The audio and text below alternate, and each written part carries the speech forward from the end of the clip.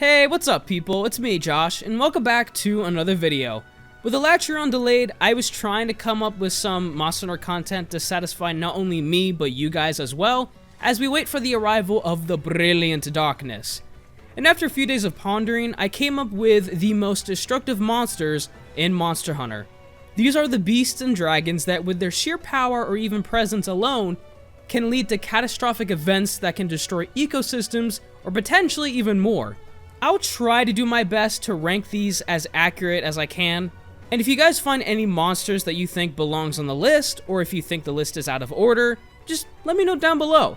And be sure to subscribe and stay tuned, for when Alatreon comes out, you know I'll be with you guys grinding that monster and making a video or two about him as well.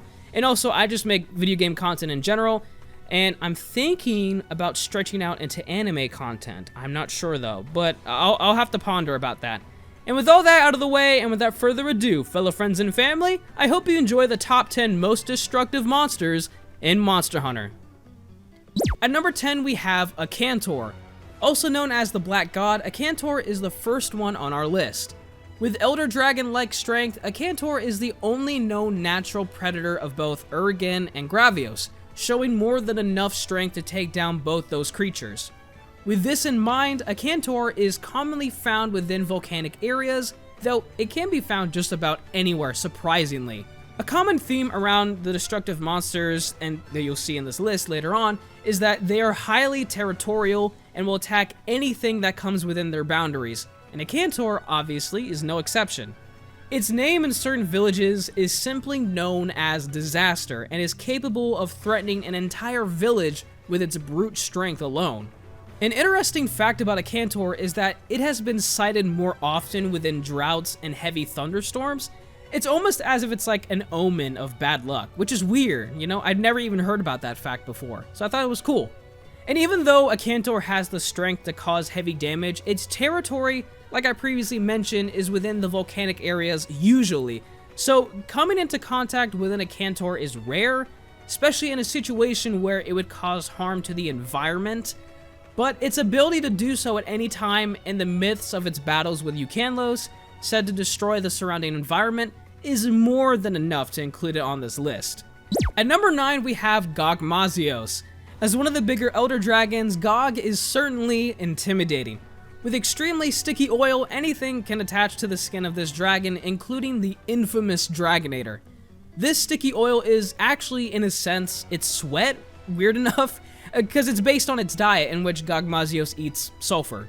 And the guild has recorded this fact from a Gog that was raiding the Dundorma's, is that how you say it? Yeah, Dundorma's weapon warehouse and feeding on the explosives for years on end. Although not entirely aggressive, there have been multiple reports of Gogs destroying villages, simply bent on finding food. I mean, it makes sense though, because, you know, eating equals staying alive. But destroying villages is no easy feat. At number 8, we have Goose, essentially Devojo as a flying wyvern. Extremely territorial and an invasive species, Goose is that annoying guy that acts as if everything is his home.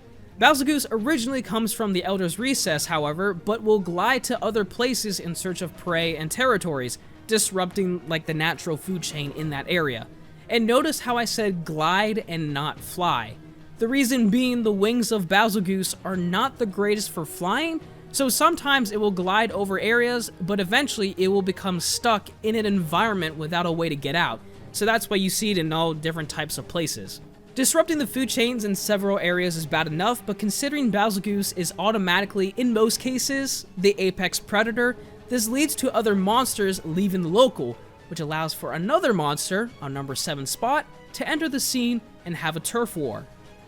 And that's right, you guessed it, our number 7 spot is the Devojo, the monster with a bottomless pit. Guys, I freaking love Devojo, one of my favorite monsters. And it's one of the most aggressive monsters in the franchise. If you thought Goose was invasive, Devojo is at least 5 times worse. With hunger that can never be satisfied, Devojo is capable of eating entire species into extinction. Even worse, this monster has a nasty habit of cannibalism, eating its own kind and tail if the hunter can cut it off. Fun fact, by the way, Devojo can communicate with each other by secreting a special hormone that basically says, hey, I'm not hungry right now, to avoid attacking each other. However, if a Deviljho is hungry, especially when it becomes Savage Deviljho to the point of almost starving to death, you can expect some species to go extinct very quickly. At number 6, we have Cigaru Gala. There's going to be a lot of Elder Dragons, by the way. I should have mentioned that earlier. But yes, this Elder Dragon is one of a kind, with a special ability called the Frenzy Virus. Unlike its juvenile form, Cigaru Gala is capable of spreading the virus at a wider range and killing off pretty much all the monsters near Heaven's Mount, which is Cigaru's nesting grounds, pretty much.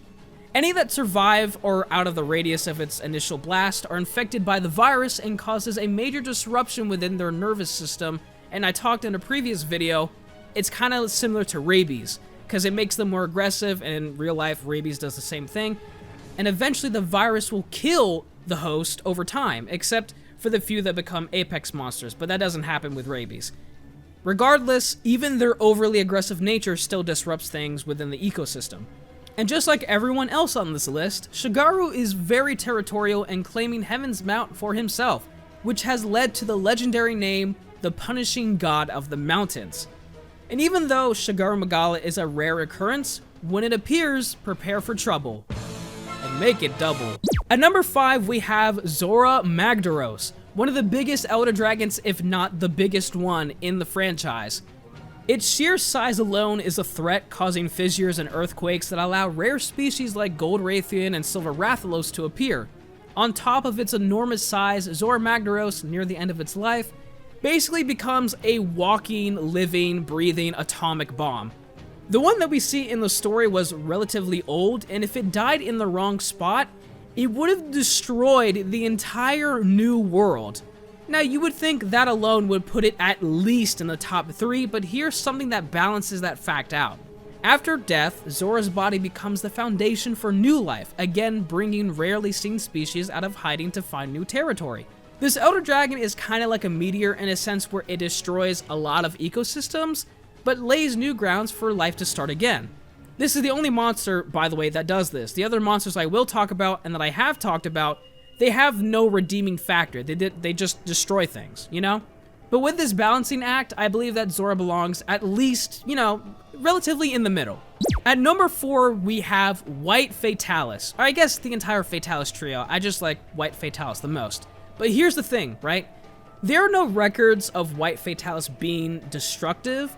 It has the ability to do so. I mean, come on, it's classified as a dangerous first-class monster, but I couldn't find any information about what it has done.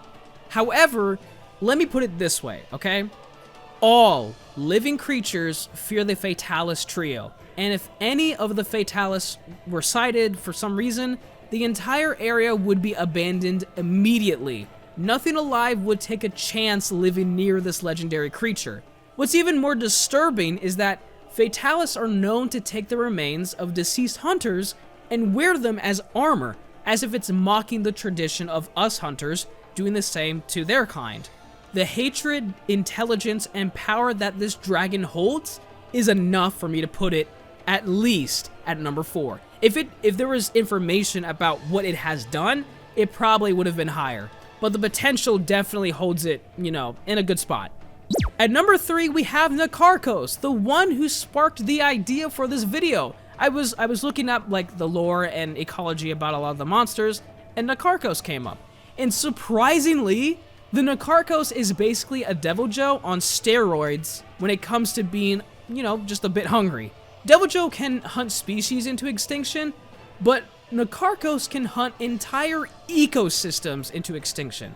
However, based on its behavior, it doesn't really want to do that, so instead of hunting one ecosystem at a time, you know, totally dry, it'll move to multiple areas at a time to move and hunt and feast and whatever, before returning to its nest, which actually kind of makes things worse since all those ecosystems are left struggling, either left with little or missing their primary predators, because that's what Karkos eats.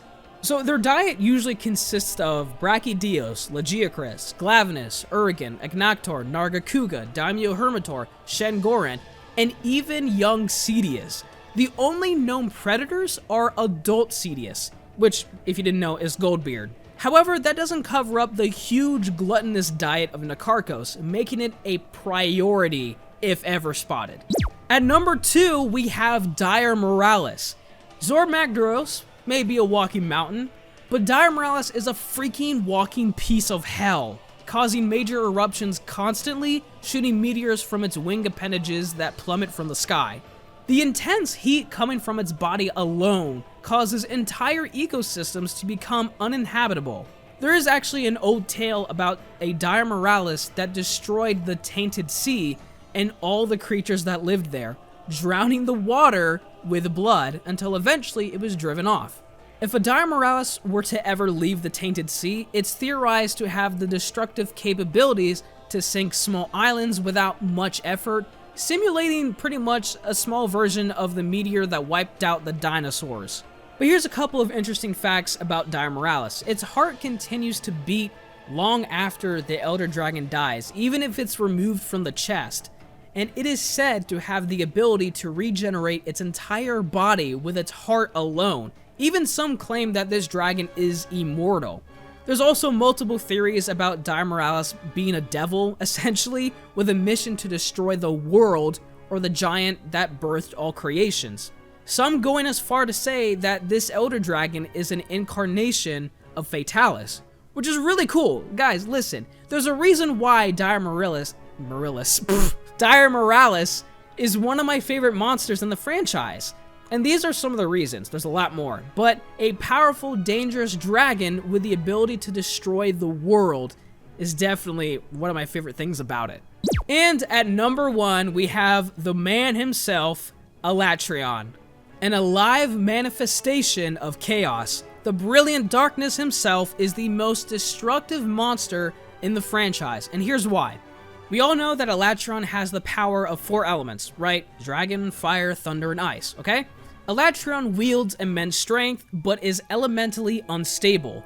This leads to the weather around him constantly changing, and just like Dire Moralis, makes the entire habitat unfit to live. Even plants, they just can't grow because of the constantly changing atmosphere from cold to hot to middle or whatever.